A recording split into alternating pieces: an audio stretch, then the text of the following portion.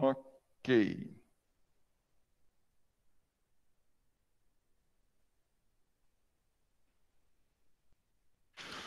Bom, gente, vamos para mais uma aula aí de direito penal.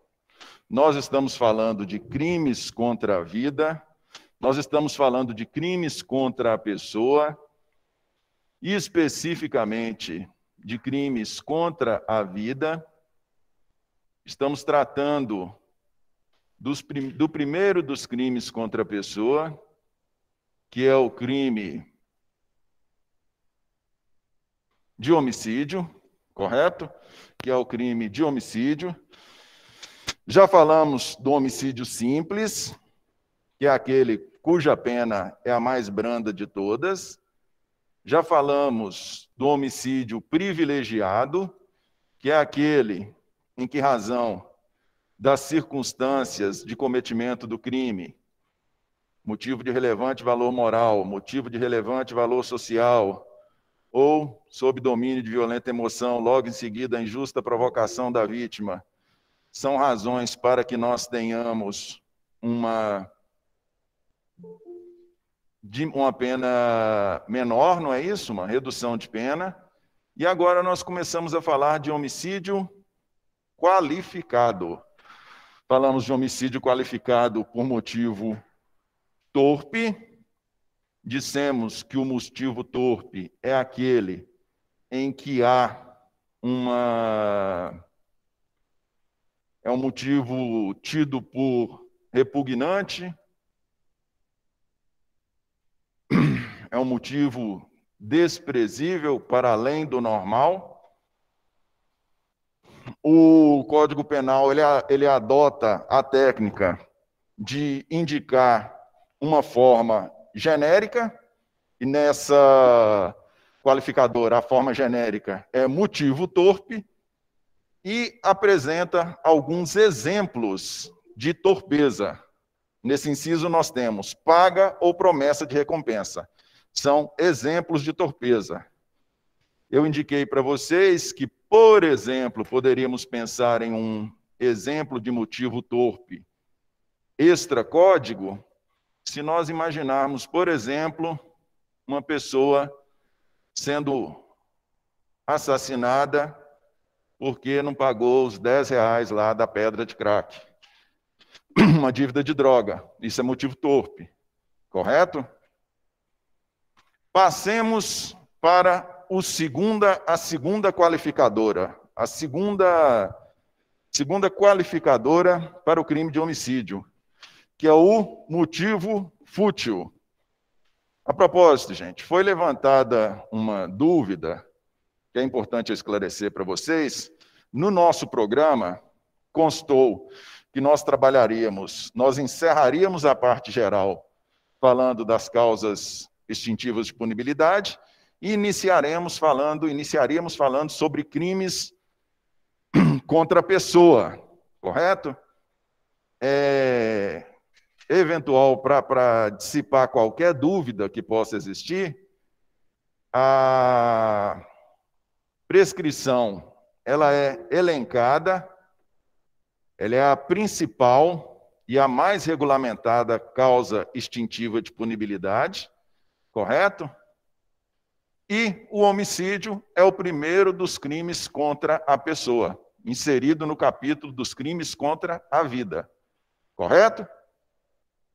Pois bem, dando sequência, nós temos aí o motivo fútil, que também qualifica o crime de homicídio.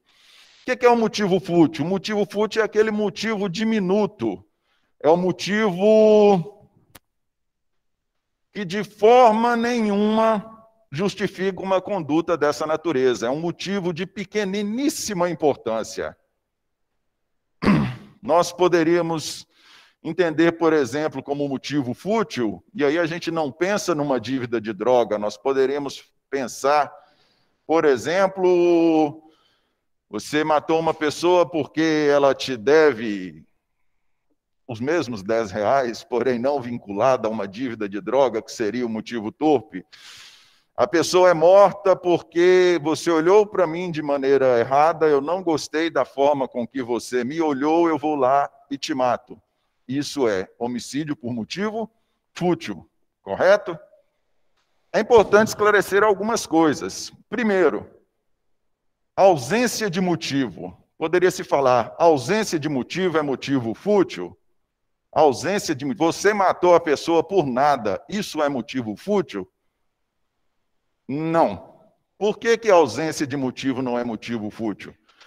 Porque compete ao Estado necessariamente demonstrar a motivação da conduta. Compete ao Estado provar a ocorrência do crime, compete ao Estado provar a autoria do crime.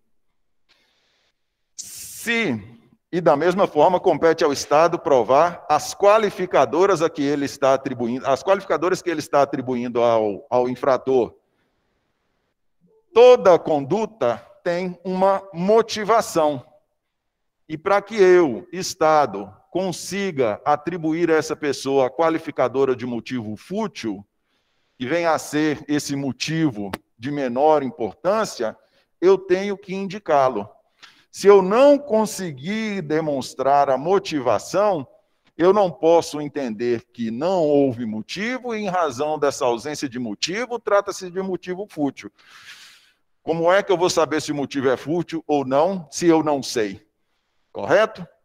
A ausência de motivo não é suficiente para se virar e falar, ó, trata-se de um homicídio qualificado, porque é motivo fútil, porque não tem motivo. Não, tem que ser demonstrada a motivação. Correto?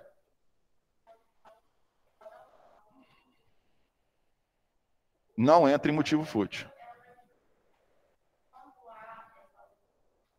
Se o Estado não conseguir vincular e demonstrar a motivação do crime, se não tiver nenhuma outra qualificadora de ordem objetiva, porque nós temos qualificadoras de ordem subjetiva que vem a ser a motivação, e nós temos qualificadoras de ordem objetiva, que é a forma de cometimento do crime, se o Estado não conseguir demonstrar qual foi o motivo, e se não houve qualificadora de ordem objetiva, a pessoa vai responder por homicídio simples. Compete ao Estado demonstrar. Nem que você vire e fale, olha ali, ó, estava todo mundo sentado no barzinho, ele olhou para o lado de forma errada, que o autor do crime entendeu que era a forma errada de olhar, ele se levantou, foi lá e matou a vítima. Matou por quê? Matou porque você olhou para mim de maneira errada. Isso é motivo fútil. Agora, simplesmente falar, não houve motivo, e em razão dessa ausência de motivo, você vai responder por crime qualificado por motivo fútil. Não. Isso não é suficiente, ok? Ciúmes. Ciúme. Ciúme. Os doutrinadores falam que ciúme deveria ser, ou muitos entendem como sendo, uma motivação neutra. Por que neutra? E, na verdade, o ciúme, ele é muito amplo, não é? O ciúme, ele é muito amplo. O ciúme, ele pode, segundo alguns entendem, ir desde um homicídio privilegiado até um motivo fútil. Oi?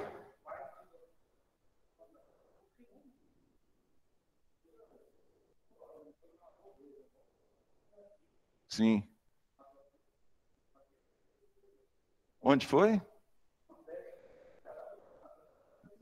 É?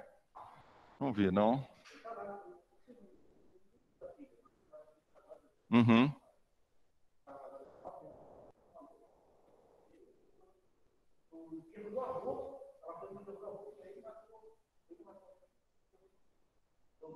Olha só que doidura. Olha só que doidura. Porque vejam vocês que não dá para a gente falar categoricamente se o ciúme seria ou não seria motivo fútil. Nós podemos estar falando de um ciúme egoístico, né? Nós podemos estar falando de um ciúme em que a pessoa se sente dona da outra, Como nós também podemos estar falando de um ciúmes, e este seria um motivo fútil, se ele estivesse vinculado a um comportamento que jamais poderia indicar nem mesmo a pretensão. Suponhamos que a gente tenha ali um casal e o namorado tenha ciúmes de qualquer pessoa que se aproxime da namorada e, em função disso, aproximou-se dela, foi lá e matou o cara. Isso seria um ciúme doentio. Poderia configurar motivo fútil. Por outro lado, nós podemos, e aí o porquê do ciúme não ser categoricamente considerado motivo fútil. Nós podemos ter essa mesma situação em que o casal tem um relacionamento, o namorado foi traído, o esposo foi traído, e se não bastasse ele ter sido traído, aquele com quem a sua esposa, a sua namorada traiu, vai no seu ambiente de trabalho, vai nas pessoas com quem eles se relacionam, expõe, e o expõe de todas as maneiras possíveis. Aí você pode incidir naquela motivação de relevante valor moral, ou mesmo a injusta provocação da vítima. Se você tem uma injusta provocação daquele com quem a sua esposa o traiu, que te expõe no ambiente familiar, que te expõe no ambiente de trabalho, correto? Então, ciúme não necessariamente configura motivo fútil. Tranquilo? Embriaguez. Embriaguez pode configurar motivo fútil? Sim, embriaguez pode configurar motivo fútil. Em que situação? Embriaguez pode configurar motivo fútil se nós estivermos falando de uma embriaguez, não uma total embriaguez, quando a pessoa está parcialmente embriagada. Estando a pessoa parcialmente embriagada, portanto, ela tendo parcial entendimento da sua conduta, ela não está totalmente bêbada. Se nós estivermos falando de uma pessoa que comete um crime de homicídio, estando parcialmente consciente, em razão de uma embriaguez voluntária, nós sabemos que temos a embriaguez voluntária, temos a embriaguez pré-ordenada e temos a embriaguez culposa, não é isso? Se nós estivermos falando de uma embriaguez voluntária, em que a pessoa esteja parcialmente embriagado, homicídio cometido por ela nesta situação, se ela está parcialmente embriagada, ela não tem o domínio completo das suas faculdades mentais. Mas ainda assim, ele cometendo um homicídio nesta circunstância, entende-se caracterizado o motivo fútil. Se a pessoa, por outro lado, estiver totalmente embriagada e eventualmente comete um crime nesta circunstância, muitos doutrinadores entendem que o motivo fútil não está presente, porque motivação tem a ver com capacidade de entendimento, tem a ver com discernimento, correto? Motivação você pode falar que não. Você pode virar e falar, a pessoa estava totalmente bêbada, ela estava totalmente fora de seu juízo perfeito, e aí ela pegou o seu veículo para matar o outro, voluntariamente passando por cima dele. Você pode entender a presença de uma crueldade, que é uma qualificadora de ordem objetiva. Mas você não pode entender, em razão dela estar com o seu discernimento completamente comprometido, você não tem como você atribuir a ela uma qualificadora de natureza subjetiva. Tranquilo? O artigo 61L fala da embriaguez, está lá na parte geral do Código, fiz menção aqui apenas para fazer referência. Terceira categoria, terceira possibilidade de qualificação do homicídio. Inciso 3. Com emprego de veneno, fogo, explosivo, asfixia, tortura ou outro meio insidioso ou cruel?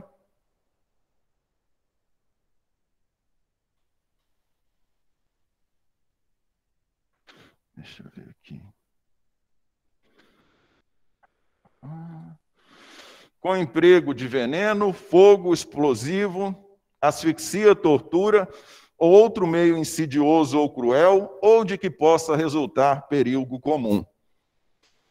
Mais uma vez, com emprego de veneno, fogo explosivo, asfixia, tortura, ou outro meio insidioso ou cruel, ou que possa resultar em perigo comum. Olha só, gente. Mais uma vez, o legislador adotou a técnica de indicar exemplos seguidos de forma genérica. Nós temos veneno, fogo, explosivo, asfixia e tortura. Estes são exemplos de quê? De meio insidioso, cruel ou que possa resultar em perigo comum. Me acompanhe. A insídia refere-se ao engano. A insídia é o engano. O meio insidioso exemplificado no inciso 3 é o veneno. Você adiciona veneno na bebida, na comida de uma pessoa que você quer matar. Esse é um meio insidioso. Você está usando de engano para matar a pessoa. Veneno é um exemplo da fórmula genérica meio insidioso previsto aí no inciso 3.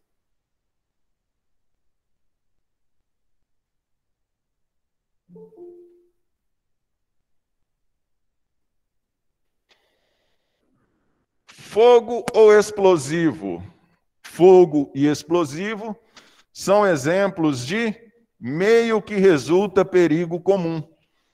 Tanto o fogo quanto o explosivo podem não só atingir a pessoa pretendida por aquele que pretende matar, como também terceiras pessoas, ou causar prejuízos de outra ordem. Como o povo brinca. Vai que o cara quer fazer um micro-ondas na Mata Atlântica, lá no Rio de Janeiro, né? Perigoso pegar fogo na mata lá, então pode resultar perigo para a sua própria vítima, para outras vítimas, ou para bens jurídicos de outra natureza, correto? O fogo e o explosivo são meios que resultam perigo comum. A asfixia e a tortura são exemplos de meio cruel. Tanto por meio de asfixia quanto por meio de tortura, nós temos delitos cometidos por meio cruel. Correto? Depois, no fim da aula, contar para vocês a época que eu trabalhava no Tribunal do Júri. Eu não sei se eu já disse para vocês no semestre passado.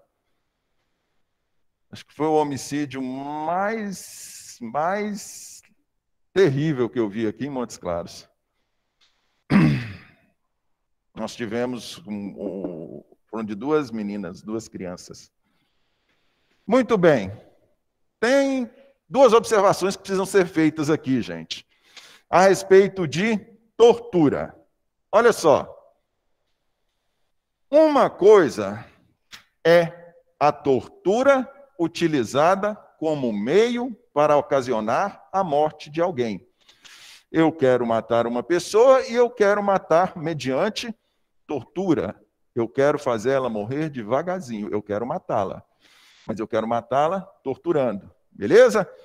Essa tortura qualifica o crime de homicídio. Coisa diferente é eu simplesmente torturar a pessoa com o propósito de torturar. Eu quero torturar a pessoa para que ela me confesse algo, ou pelo menos para que ela me diga o que eu quero ouvir, que pode nem ser a verdade, né?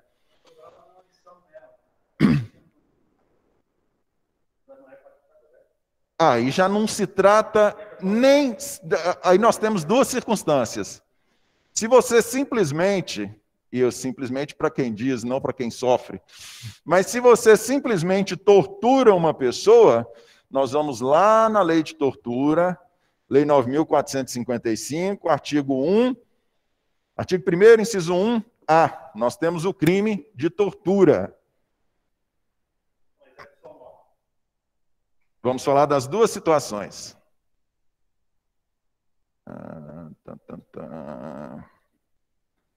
Alguém aqui, gente, para ficar fácil aí para todos verem, alguém, por favor, joga aí no chat artigo 1º. Artigo 1º, inciso 1, a linha A da Lei 9.455. Vamos jogar ali no chat, porque aí todos veem.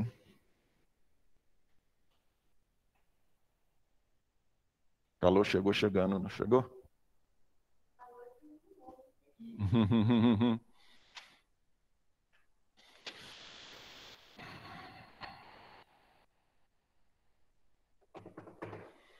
Vamos lá, gente? Por favor, artigo 1º, inciso 1A da 9.455.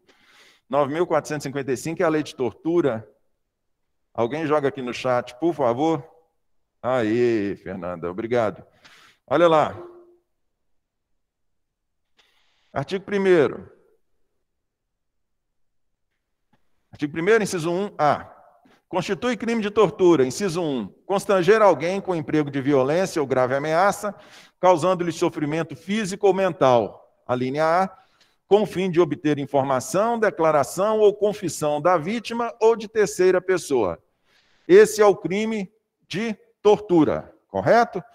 Agora, por favor aí, Fernanda, artigo 1º, parágrafo 3º, parágrafo 3º do artigo 1º.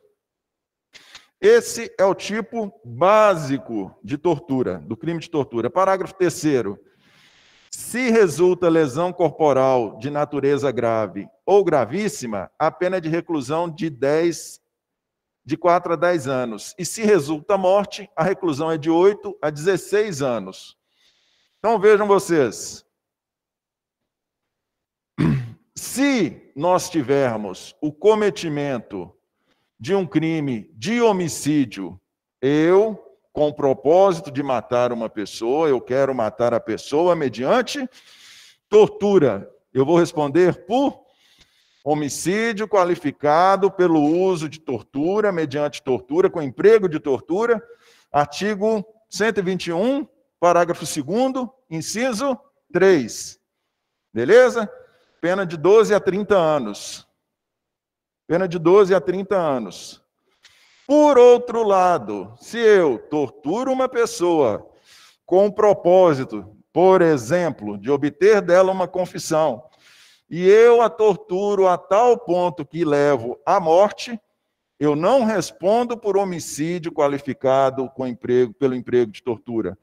Eu vou responder pelo crime de tortura com resultado morte, que a pena é mais branda, é de 8 a 16 anos. Correto? Daí o porquê que nós precisamos saber qual o propósito, qual o ânimos, o que queria a pessoa quando cometeu o delito. E para vocês verem, isso é tão importante, a motivação ela é tão importante, porque se nós fôssemos analisar a conduta apenas de maneira objetiva, a morte ela pode ser causada por imprudência, imperícia ou negligência, ela pode ser causada com o propósito de ocasionar a morte, ela pode ser causada em decorrência do propósito de subtrair o patrimônio de alguém, ela pode ser causada em razão de tortura. Então, nós temos aí, em todas as circunstâncias, nós temos a presença do elemento morte. Só que, a depender do propósito do autor, nós temos penas diferentes, todas elas com o resultado morte. Tranquilo?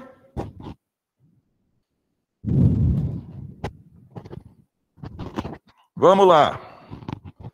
Quarta espécie de homicídio qualificado. Inciso 4. A traição de emboscada ou mediante dissimulação ou outro recurso que dificulte ou torne impossível a defesa do ofendido. A traição de emboscada ou mediante dissimulação, ou outro recurso que dificulte ou torne impossível a defesa do ofendido. Mais uma vez, o legislador nos trouxe exemplos seguidos de forma genérica. Exemplo: traição, emboscada, mediante dissimulação. São 3 exemplos de quê? De recurso que dificulta ou torna impossível a defesa do ofendido. Em todas elas nós temos a dificuldade de defesa em todas estas situações dadas como exemplo. Traição, típica conduta de traição. O golpe dado pelas costas, a facada, o tiro, sempre é entendido como qualificadora de traição. Emboscada. A emboscada é quando a pessoa se esconde, quando o autor do delito, ele se esconde, aguarda a sua vítima para pegá-la de surpresa. Dissimulação. Estão vendo que são todas circunstâncias que dificultam ou tornam impossível a defesa. Dissimulação é quando a pessoa esconde os seus verdadeiros propósitos. Quando a pessoa esconde os seus verdadeiros propósitos. Tentando se passar por amiga, ela faz com que a sua vítima baixe a guarda e aproveita dessa circunstância para matá-la.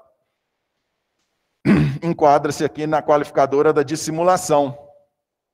E nós temos aí a previsão genérica, dificuldade ou impossibilidade. Então, estes são exemplos. Qualquer outra situação em que pensarmos em que a pessoa, o autor do delito, voluntariamente tenha se valido, o autor do delito voluntariamente tenha se valido de propósito de dificultar ou impossibilitar a defesa, em todos eles vai estar presente aí essa qualificadora do inciso 4. É importante, gente, falar de uma circunstância que, a depender da situação, pode ou não descaracterizar a qualificadora do inciso 4. E que situação é essa? A existência de ameaça anterior. A ameaça anterior pode desqualificar, pode retirar a qualificadora da traição, da emboscada, da dissimulação, em especial da dissimulação, né, gente? Porque a traição e emboscada não tem como. A pessoa pode ter sido gravemente ameaçada, a pessoa pode saber, a vítima pode saber que realmente aquele que a ameaçou trata-se de uma pessoa que cumpre com as suas ameaças, trata-se de uma pessoa que tem aí um longo histórico de crimes. Se ele cometer este delito, a traição, nós teremos a presença da qualificadora. Se ele cometer o delito de emboscada, nós teremos a presença da qualificadora. Mas e se ele cometeu o delito mediante dissimulação? Pode ser que sim, pode ser que não. Porque se nós estamos falando de uma pessoa altamente perigosa, conhecida por cumprir as suas promessas, que já fez ameaças públicas, claras, evidentes, de que tem por propósito matar a vítima, para ter a dissimulação, precisa ter a confiança. Como é que eu confio numa pessoa que cumpre os seus propósitos de matar as suas vítimas? Como é que eu confio nela a ponto dela me matar e restar presente a dissimulação? Tranquilo? Então, a depender da circunstância, direito não é ciência exata, a depender da circunstância, a existência de ameaça anterior pode descaracterizar a dissimulação. A traição e a emboscada, jamais.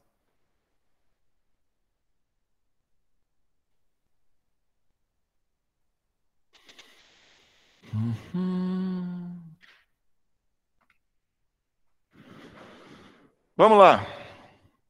Quinta qualificadora. Para assegurar a execução, a ocultação, a impunidade ou a vantagem de outro crime. Para assegurar a execução, a ocultação, a impunidade ou a vantagem de outro crime. Para a presença dessa qualificadora do inciso 5, nós temos, então, que necessariamente ter presente a existência de pelo menos mais um delito. Nós temos o delito de homicídio e temos um outro crime com o qual, de alguma maneira, o homicídio se relaciona para que desta relação possa surgir uma qualificadora. Primeira, esses exemplos dados aqui, essas qualificadoras, assegurar a execução, ocultação, impunidade ou vantagem, é chamada de torpeza específica. Por que torpeza específica? Nós estamos diante de uma motivação, né? Nós temos a primeira das qualificadoras, que é o motivo torpe, lá do inciso 1. Fala-se de torpeza específica porque nós estamos falando de quê? Nós estamos falando que comete-se um homicídio. De que se trata o inciso 5? Cometer um homicídio tendo por propósito garantir o sucesso do cometimento de um outro crime. Daí a razão da torpeza, da chamada torpeza específica, porque está sendo direcionado exatamente, está sendo dito, está previsto em lei cada uma destas figuras. Vamos lá. Para se garantir a execução, apenas a título de exemplo, o exemplo é bom que ele fixa. Para garantir a execução, vamos pensar numa situação prática em que um autor de um delito, para conseguir estuprar uma jovem, ele mata o pai que está tentando defender a filha. Nós temos o cometimento de um homicídio que tem por propósito assegurar a execução. Execução do quê? Execução do estupro. Aquele que mata a testemunha, ele não matou o pai, ele matou a testemunha, que a única testemunha que presenciou ele estuprando a moça. Nós podemos estar falando de ocultação. Ele vai matar a testemunha por quê? Porque ele quer fazer com que o crime de estupro não seja descoberto. Para assegurar a impunidade se aproxima muito da ocultação. A impunidade se aproxima muito da ocultação. Nós podemos pensar numa situação semelhante, nós podemos pensar na situação em que a pessoa é reconhecida, a pessoa, no ato do cometimento de qualquer crime, de qualquer outra natureza, é reconhecido por um terceiro, da mesma forma, com o propósito de garantir o sucesso do delito, com o propósito de não ser responsabilizado pelo crime anterior, ou para garantir a vantagem. Garantir a vantagem aqui nós podemos pensar em crimes contra o patrimônio, podemos pensar aí num crime de roubo, um crime de furto cometido em concurso de pessoas, em que um dos autores mata o outro, com o propósito de ficar com todo o proveito, com toda a vantagem do crime. Vejam vocês que todas as motivações previstas no inciso 5 estão necessariamente ligadas a outro delito. Nós temos a mera ocultação do cadáver. Nós temos um delito específico. Nós temos delito específico para esse crime. Não. Nós temos, porque aqui é quando o homicídio é cometido. Isso, é quando o homicídio é cometido, o homicídio em si, ele é cometido com o propósito de ocultar um outro delito. Correto? Vamos lá. Agora temos algumas circunstâncias aqui, gente. Temos algumas circunstâncias. Circunstâncias que foram levantadas por uma das alunas aí nas nossas primeiras aulas, quando falamos de homicídio privilegiado. Existe a possibilidade de termos um homicídio privilegiado qualificado? Ou um homicídio qualificado privilegiado? Vocês lembram que no homicídio privilegiado qualificado, no homicídio privilegiado nós não temos a previsão de uma pena, não é isso? Nós temos a previsão de uma redução de pena, está lá no parágrafo 1º. No homicídio simples nós temos de 6 a 20, no homicídio qualificado nós temos de 12 a 30, e no homicídio privilegiado nós temos uma previsão de redução de pena, não é isso? Fala-se se é possível um homicídio privilegiado qualificado? Seria possível um homicídio privilegiado qualificado? É possível. Em que situação? Vejam vocês. Nós temos qualificadoras de ordem subjetiva e qualificadoras de ordem objetiva. O que é a qualificadora de ordem subjetiva? É a que diz respeito à motivação. É a que diz respeito à motivação. O que é qualificadora de ordem objetiva? Qualificadora de ordem objetiva é aquela que diz respeito à forma pela qual o crime é cometido. Subjetiva, motivação. Objetiva,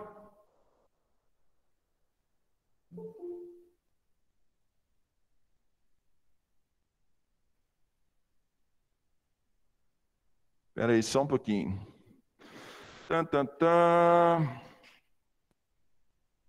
O autor do homicídio consumado não tem a qualificadora que impediu a defesa? Não entendi, Cláudio. O autor de um homicídio consumado não tem a qualificadora que impediu a defesa. Na verdade, a sua pergunta ela é interessante, Cláudio, porque a gente pode pensar assim, pô, mas se a pessoa foi morta, é por óbvio que o autor impediu a sua defesa, né? Porque senão ela não teria sido morta. Mas, na verdade, nós temos um escalonamento de responsabilização.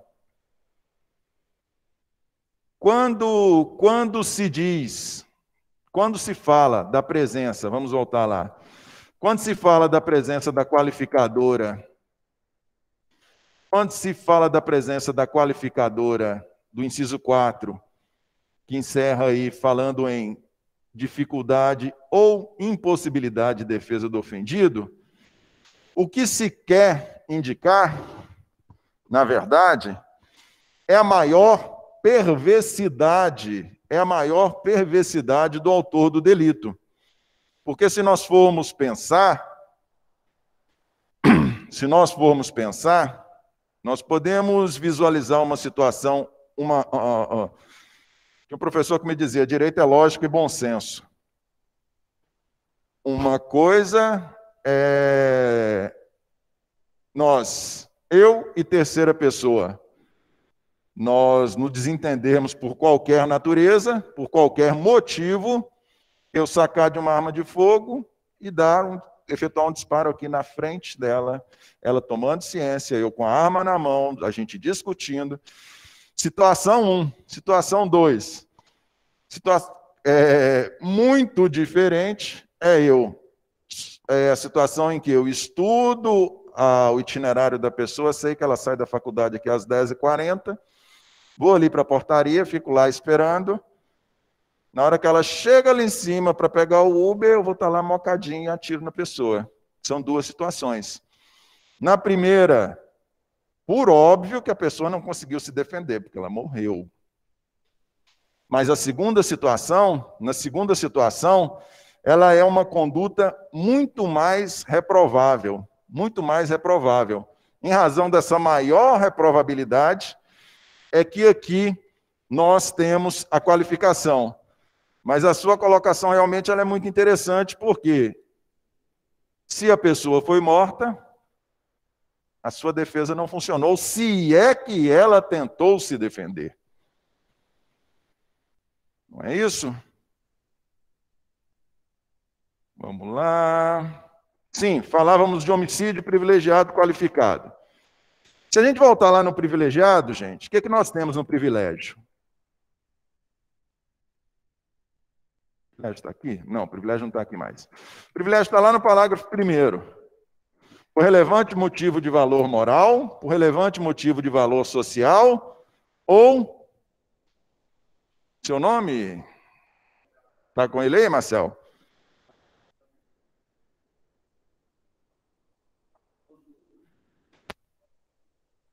Isso. Relevante valor moral, relevante valor social, ou sob domínio de violenta emoção, logo em seguida a injusta provocação da vítima.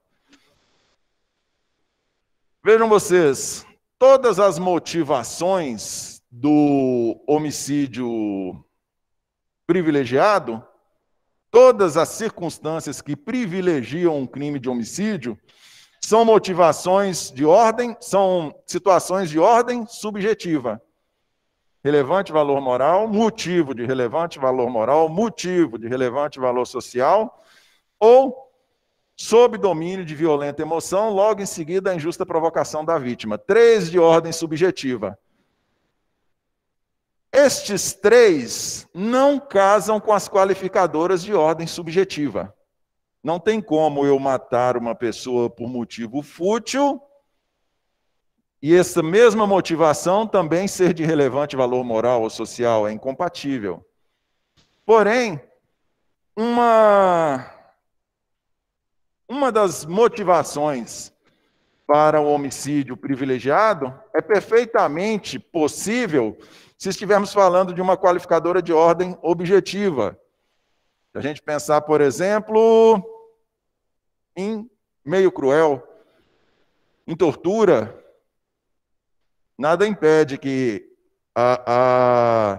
eu esteja impelido, eu esteja movido por um motivo de relevante valor moral ou social e, para efetuar o homicídio, eu utilize de tortura, eu utilize de asfixia. Então, nós temos um meio de cometimento do crime, qualificadora de ordem objetiva, casada com uma circunstância que privilegia o homicídio. Motivo de relevante valor moral, motivo de relevante valor social, ou, imediatamente após injusta provocação da vítima, sob domínio de violenta emoção. Ok? E o homicídio privilegiado, qualificado, hediondo, ele existe? Não, ele não existe. Por que que ele não existe? Existe o homicídio privilegiado, necessariamente, ele é hediondo. O homicídio privilegiado, ele necessariamente, o homicídio qualificado, ele necessariamente ele é hediondo. Necessariamente o homicídio qualificado, ele é hediondo. O homicídio privilegiado, qualificado, ele não é hediondo, porque em razão da obediência do princípio da legalidade. Não há crime sem lei anterior que o defina, não há pena sem prévia cominação legal. A Lei 8.072, que é a lei que prevê os crimes hediondos, que regulamenta os crimes hediondos. Vamos lá, Lei 8.072. Alguém joga no chat aqui, por favor, artigo 1º e 2º da 8.072. Nós temos a previsão do homicídio qualificado como sendo hediondo. E olha só que interessante. Se o homicídio é cometido com emprego de asfixia, trata-se de um crime hediondo. É um homicídio qualificado, crime hediondo. Se o delito é cometido com o uso de asfixia, porém, movido por um motivo de relevante valor moral ou social, que é o que faz com que o homicídio seja privilegiado, nesse caso ele não é hediondo. Olha lá, artigo 1º da 8.072. São considerados hediondos os seguintes crimes, todos tipificados no Decreto-Lei 2.848, no Código Penal, consumados ou tentados. Artigo 2º. Por favor, Fernanda.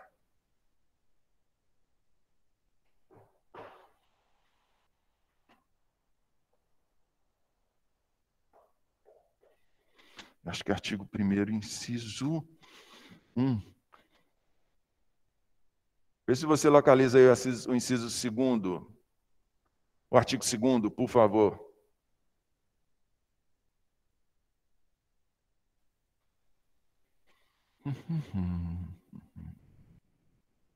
Localiza?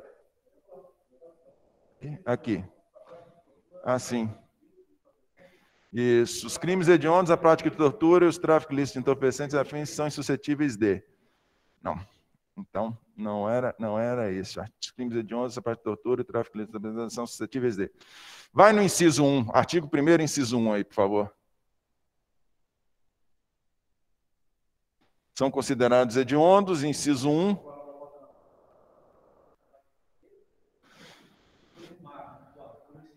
O homicídio...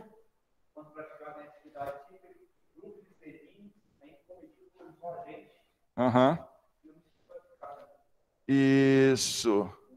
O homicídio, quando praticado por um só... O homicídio, quando praticado em atividade típica de grupo de extermínio, ainda que cometido por um só agente, é um homicídio qualificado.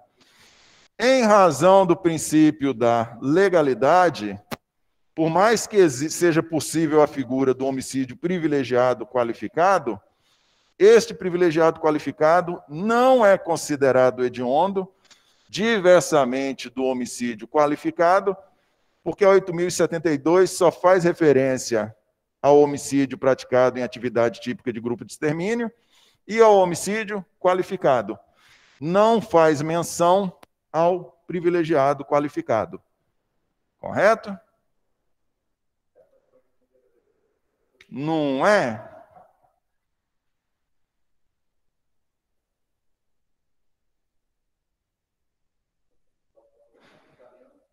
Falando aqui, ó. Deixa eu ver aqui a próxima. Falando de crueldade no meio de cometimento.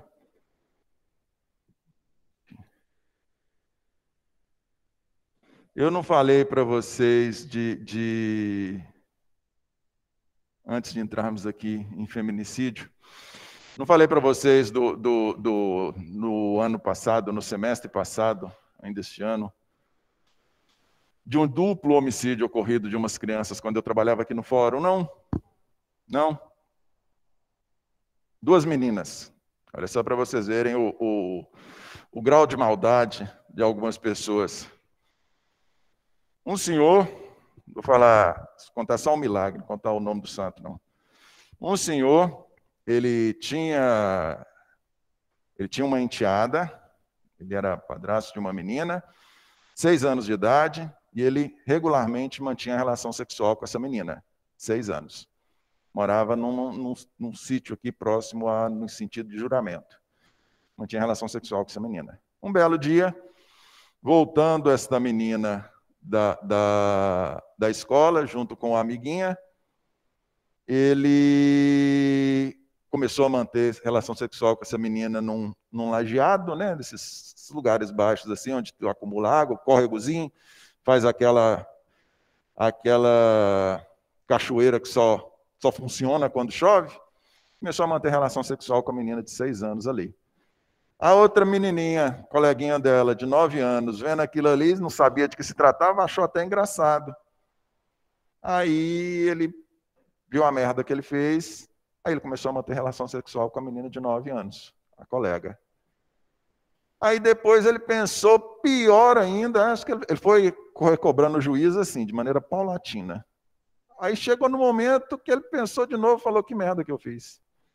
Aí aquela água que não corria direto, não estava correndo direto, tinha só o poço. Ele falou, estuprei essa outra menina, a outra eu já estuprava, não tinha problema, eu já sabia, agora essa aqui vai dar problema. O que ele fez? Qualificadora de meio cruel. Ele pegou as duas meninas e tentou matá-las afogadas. E tentou matar afogada, e tentou matar afogada, e tentou matar afogada, e nada das meninas morrerem. O que esse bendito fez? Ele matou as meninas batendo a cabeça delas contra o lajeado, traumatismo craniano. Isso foi aqui em Montes Claros. Isso foi aqui em Montes Claros. E de todos os homicídios que eu acompanhei aqui, enquanto eu estava no júri, esse foi o mais terrível. E esse senhor, para vocês verem o que é mente humana, esse senhor, ele trabalhava de caseiro num sítio, num amigo de meu pai. Um amigo do meu pai. Aí esse amigo do meu pai falou, rapaz, como é que você faz uma coisa dessa? Te confiei, você cuidava no meu sítio, deixei minha filha lá no sítio com você, enquanto ela estudava para o vestibular, tirei ela aqui da cidade para ela ficar lá estudando para o vestibular, e você me apronta uma dessa? Aí o delegado experiente que era, falou, não, fulano, você pode ficar tranquilo. Olhou para o cara assim e falou, você não gosta de mulher, não, você gosta de menina, não é isso? E ele só balançou a cabeça assim. Só balançou a cabeça afirmativamente. Não passou no teste de doidura, não. Não foi doido, não. Respondeu pelo crime.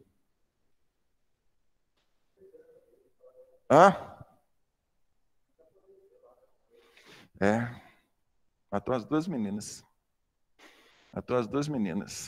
Ele foi tão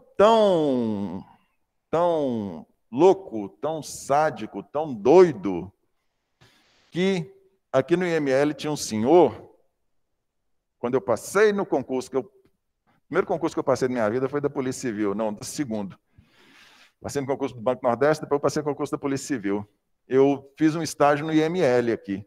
Chegou aqui um monte de gente, não tinha nem onde botar o povo, eu fui para o IML. Lá no IML tinha um senhor, seu Geraldo. Seu Geraldo, a única coisa que o seu Geraldo usava era um Viczinho para botar aqui no nariz, porque o corpo podia chegar do jeito que chegasse, seu Geraldo fazia o serviço. E seu Geraldo era muito experiente. O cara foi tão tranquilo, tão psicopata, que... não contei o resto da história. Depois de ter feito com seus meninos, ele pegou as duas meninas no colo assim, ó, e levantou, saiu, gente, acorde, as meninas afogaram. Pegou as meninas, entrou num carro, botou as meninas no carro, veio para Montes Claros, junto com as meninas, foi no IML, só que ele estava com pressa, né? Ele estava, e aí? Morreu de quê? As meninas afogaram, como é que foi? Seu Geraldo esperto que era. Seu Geraldo falou, não, tá de noite, não dá para fazer o exame agora não. Volta amanhã. O cara saiu de lá, foi para o Major Prats, fica na casa de alguém. Seu Geraldo fez a perícia naquele mesmo dia e constatou que não foi afogamento nada, que teve, né, tentativa de afogamento, mas foi traumatismo craniano, tinha marcas de estupro, constatou tudo. O cara tão tranquilo, voltou do Major Prats no outro dia de manhã e compareceu lá. E aí? Falou, e aí, fulano? Os investigadores já estavam lá já para prendê-lo. Falou, e aí que você matou as meninas além de ter estuprado. Mas ele ficou tranquilo. A hora que a reportagem chegou lá para tirar uma foto, né, para fazer a reportagem, ele falou, peraí, estava na mesa do delegado, deixa eu botar um chapéu aqui. Doidura, né? Muito bem, gente. Muito bem. Ô, professor. Pois não. Houve uma vez que eu fiz um comentário, boa noite, desculpe, que eu fiz um comentário, você me perguntou se eu era lombrosiano, né? Sou não, tá? Mas nesse caso aí eu concordo com ele, não tem jeito. Primeiro que esse é um tipo de transtorno, não é doença, essa pessoa não vai parar de fazer isso.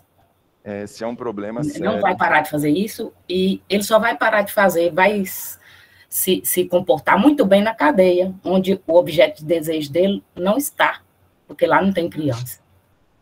Aí eu sou a favor de prisão perpétua. É uma situação complicadíssima. Muito. A lei precisa mudar urgente para esses casos. Não tem como esse tipo de pessoa voltar para a sociedade de jeito nenhum. Mas situações dessa natureza, eu fiquei 7 anos na promotoria. Situações dessa natureza são raros, viu? Homicídio cometido por motivo fútil, homicídio cometido por motivo torpe, mediante meio cruel, é comum. Agora, esse grau de psicopatia, ele realmente é difícil. Na verdade, é porque o psicopata... Graças a Deus, né? Só quando o psicopata, ele só é pego justamente quando ele comete um erro de cometer um crime assim tão cruel, porque ele tem muito psicopata que a gente chama de falso psicopata, que ele é desorganizado, entendeu? Então, ele comete esse tipo de crime dessa forma, né, que é descoberto. Mas tem muitos por aí que fazem, muitos. Vou colocar, dizem, né, que é 3, 4% da população. Né? Não são descobertos, estão aí aplicando golpe, né, roubando dinheiro de velhinho, de aposentadoria, né, passando o próprio familiar para trás. Né, tem vários, né, porque tem os graus, esse aí é um dos graus mais altos, né. Sabe lá que ele ia fazer mais se ele não tivesse sido descoberto, né. Claro. Lá. Tem um caso, eu formei em 2006 em letras, né? E eu era colega o senhor deve conhecer, da PM, mas ele é muito conhecido, é o Jasson, ele é major. Hoje a esposa dele, a Graciele, também. Eu acho que a primeira major feminina, mulher, né? Sei quem é. Jasson, eles são meus amigos, o Jasson foi meu colega. Jasson contou um caso muito parecido com isso. Uma criança, uma menina, ele disse que foi o caso mais cruel que ele viu até aquela época. Né, que o pai vendeu a própria filha, trocou por drogas. Uhum. E aí, quando a mãe chegou do trabalho e foi procurar, aí ela já desconfiou e chamou a polícia e foi atrás. Quando ele chegou lá, a menina estava destroçada. Assim, ele disse que foi uma cena. Ele falou assim, naquela hora, se ninguém me segura, eu ia pegar a arma e atirar na cabeça daquele cara. É por isso, não defendendo de forma nenhuma, sou totalmente contrário a abuso policial de qualquer natureza, mas é por isso que a gente tem situações limites que depois, eu lá, tranquilinho, conduzindo o inquérito, depois de ter almoçado, no ar-condicionado lá, analisando direitinho, é muito fácil. Agora, quando você chega e se depara com determinadas situações, para você se conter, é difícil. Imagina uma situação dessa. Isso. Professor, eu leio, eu não posso, os detalhes, né? Chega ali e encontra uma situação dessa. Você em casa, você é irmão, você é pai, você é tio. Você tem que se despir de todas essas qualidades para tratar aquilo ali com uma frieza tal, de forma a estritamente dar cumprimento à lei. É isso que se espera, é isso que é o correto. Mas o julgamento puro e simples de determinadas condutas policiais, depois do fato acontecido, é muito fácil. Você se portar tranquilamente ali no quente do acontecimento, isso é difícil. Enfim, mais uma vez, gente. Por isso, meu respeito aos profissionais da segurança pública. Policial de qualquer natureza. Não é fácil. Eu tenho primo, eu tenho vários amigos policiais, tanto da federal, quanto da civil, quanto da militar. E, assim, o trabalho não é fácil.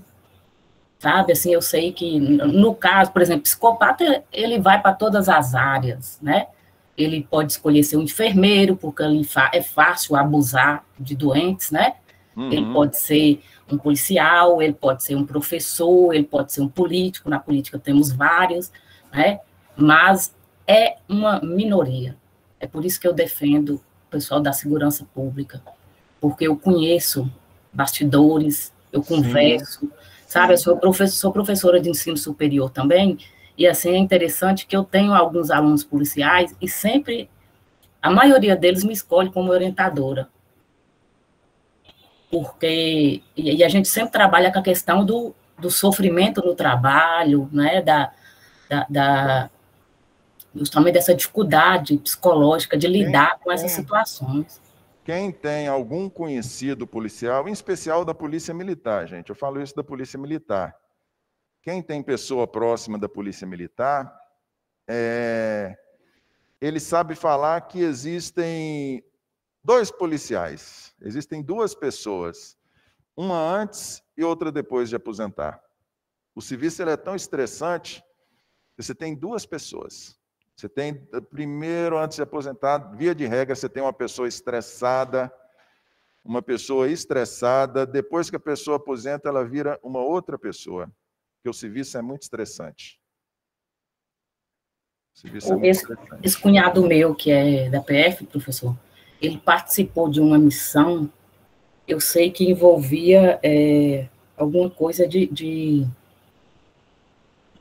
reator, alguma coisa, eu sei que ele foi contaminado. Ele teve um problema na perna até hoje. E por causa do trabalho, ele tem síndrome do pânico.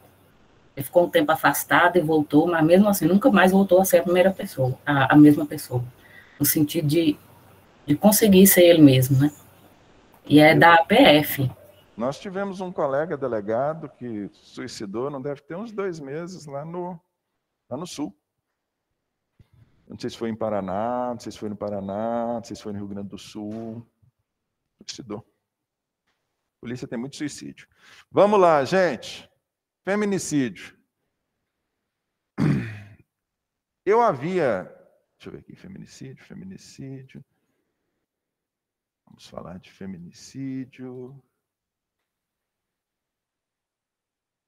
Eu havia passado para o líder aí a possibilidade de falarmos do trabalho. Agora são 10h18. Vamos falar só sobre feminicídio aqui, ok? E aí eu falo para vocês rapidinho do trabalho, pode ser?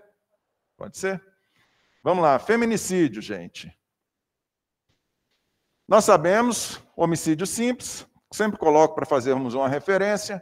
Homicídio simples, matar alguém, pena, reclusão de 6 a 20 anos. É a menor pena para o homicídio. Menor, vírgula. Se tratar de um homicídio privilegiado, a pena é menor ainda. Mais uma vez, privilégio só para quem permanece vivo, né? Para quem morreu não é privilégio nenhum. Parágrafo 2º. O parágrafo 2º, ele recentemente entre aspas, no ano de 2015, nós tivemos a criação da figura do feminicídio. Surgiu a figura do feminicídio como uma qualificadora do crime de homicídio.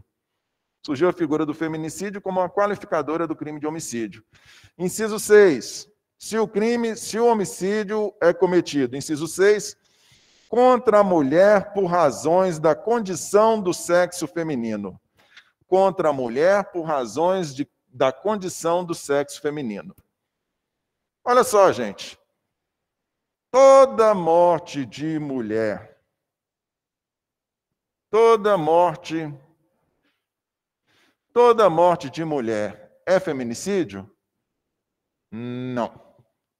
Não necessariamente todo assassinato de mulher configura feminicídio. Para se configurar o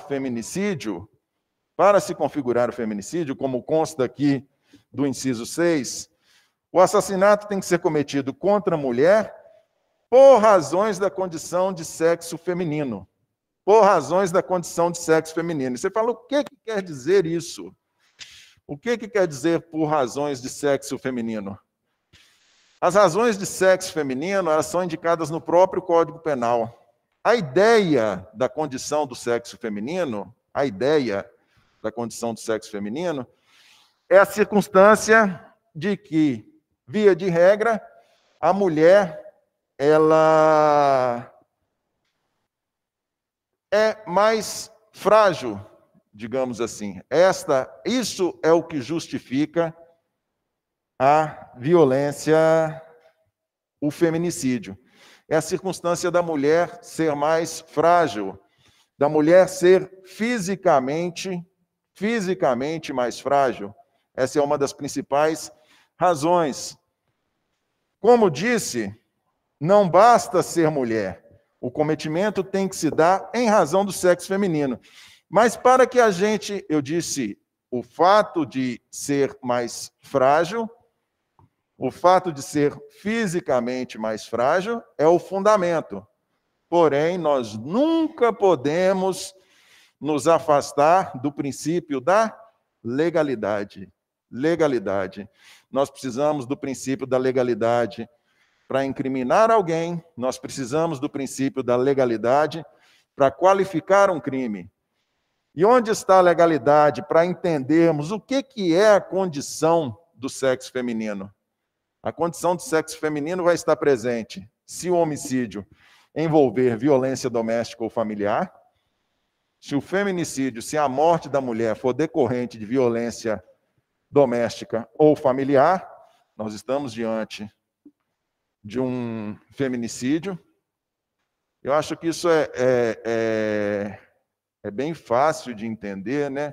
Numa relação familiar ali, via de regra, você tem a mulher, via de regra, né, ela tem uma compleição física mais frágil, não é isso? O homem, via de regra, se tem a relação familiar, você tem o homem, ele é mais forte, daí o porquê dessa qualificadora. É interessante que há doutrinadores que falam, até entendem a presença da violência doméstica aqui, até mesmo se nós estivermos falando de uma relação homossexual, duas mulheres, em que a mulher, e olha que interessante, em que a mulher do sexo frágil da relação seja morta por aquela que ocuparia essa posição não frágil. Há doutrinadores que falam dessa possibilidade de feminicídio. Segunda circunstância, menosprezo ou discriminação à condição de mulher. Menosprezo ou discriminação da condição de mulher. Da mesmíssima forma, aqui nós já não estamos mais falando de relação doméstica ou familiar, ou seja, não tem que ser necessariamente na mesma família, não tem que ser necessariamente no lar. Esse homicídio pode ser fora da relação familiar, fora do lar, porém, alguém, um homem, entendendo-se superior, sendo superior fisicamente à mulher, utiliza-se dessa condição para matá-la. Nós estamos aí, mais uma vez, nós estamos aí diante da qualificadora do feminicídio. Vejam vocês, então, que é o próprio Código Penal quem nos indica o que vem a ser essa condição de sexo feminino. É o próprio Código Penal, artigo 2º-A do 121. Isso. Lei 11.340. Lei 11.340, artigos 5º e 7º, por favor.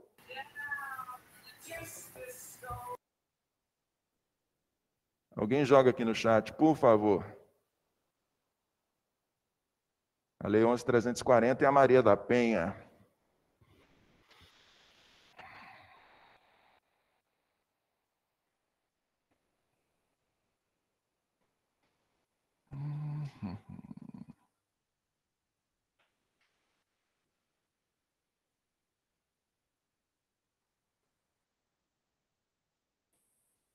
E aí a gente fecha aqui.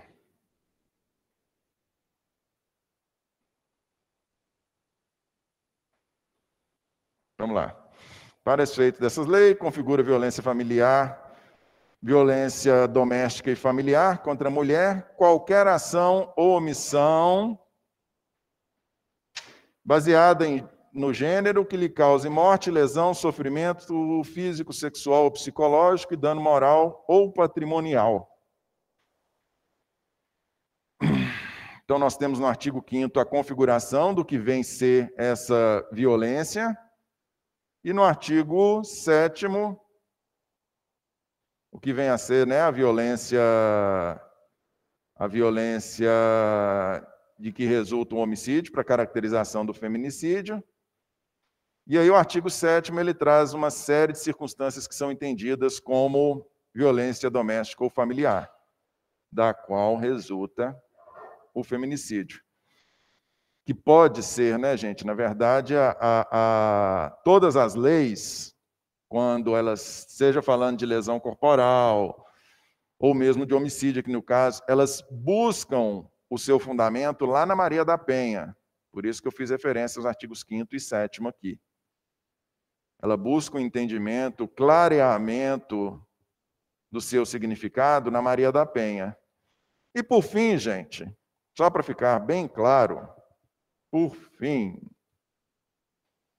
vocês vejam que no crime de feminicídio há a morte de uma mulher pela condição dela ser mulher, ou no ambiente familiar ou doméstico, ou em uma relação de discriminação. Uma relação de discriminação, ainda que fora do ambiente doméstico, mas sempre se valendo da superioridade física. Apesar do delito ser cometido nestas circunstâncias, temos que entender que esta é uma qualificadora de ordem objetiva. Ela é uma qualificadora de ordem objetiva. O que quer isso dizer? Ela não tem por fundamento a motivação. Quando se fala de matar uma mulher em razão da sua condição de sexo feminino na relação familiar ou na relação doméstica, essa é uma circunstância de ordem objetiva. O que quero dizer? O crime pode ser duplamente qualificado, se a outra qualificadora for de ordem subjetiva. Nós podemos estar diante de um feminicídio, é qualificado por ser a vítima mulher, e nós podemos estar diante de um motivo fútil. Por exemplo, um ciúme desarrazoado de uma mulher, da companheira. Nós vamos estar diante de um feminicídio qualificado por motivo fútil. Temos duas qualificadoras em um mesmo delito. Porque, na verdade, o feminicídio, se for apenas feminicídio sem qualificadoras de ordem subjetiva, ele já tem a pena de 12 a 30. Se nós tivermos um feminicídio praticado por motivo fútil, nós vamos ter um delito duplo, um homicídio duplamente qualificado, onde nós vamos estar trabalhando com a pena mínima de 12 anos. Beleza? Muitos detalhes, né, gente? Muitos detalhes.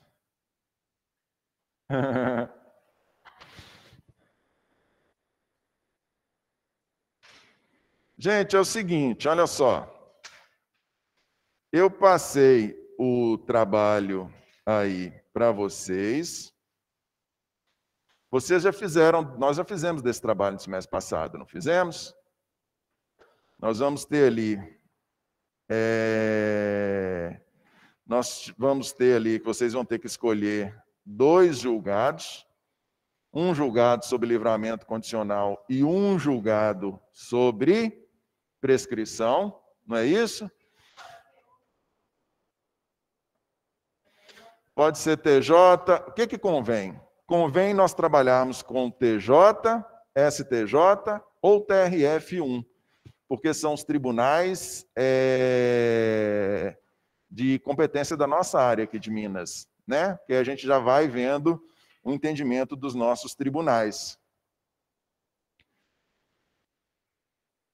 Como dito, você escolhe o julgado, Escolhido o julgado, tem aquela série de perguntas lá que eu apresentei, número do processo, o que se pretende, quem recorreu, o que está se pedindo, qual a decisão, e se você concorda com a decisão do juiz ou não. Você concorda por quê? Porque nós já vimos a matéria, vocês têm liberdade para isso, para concordar ou discordar do entendimento judicial. Idelma, exatamente, tem algum ponto em especial que você gostaria de saber?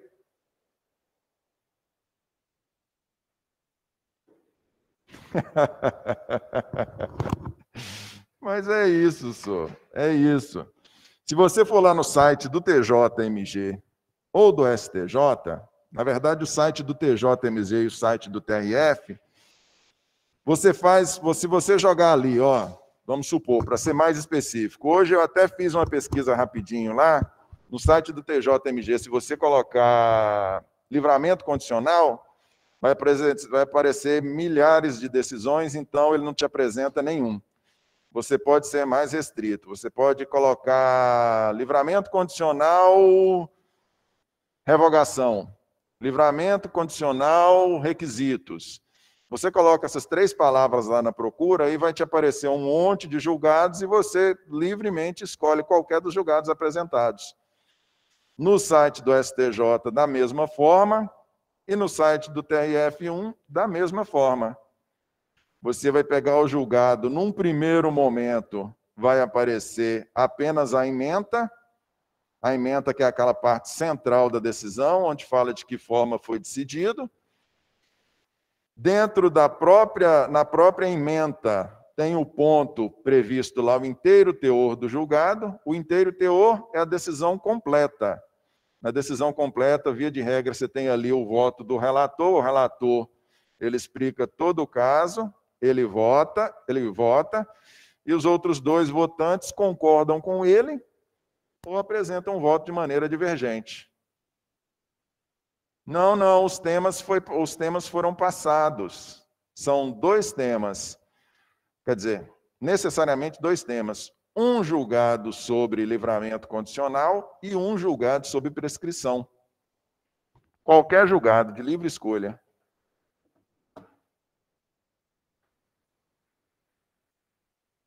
Beleza? Deixa eu fazer uma chamada rapidinho aqui, gente, para não dizer que não falei de flores.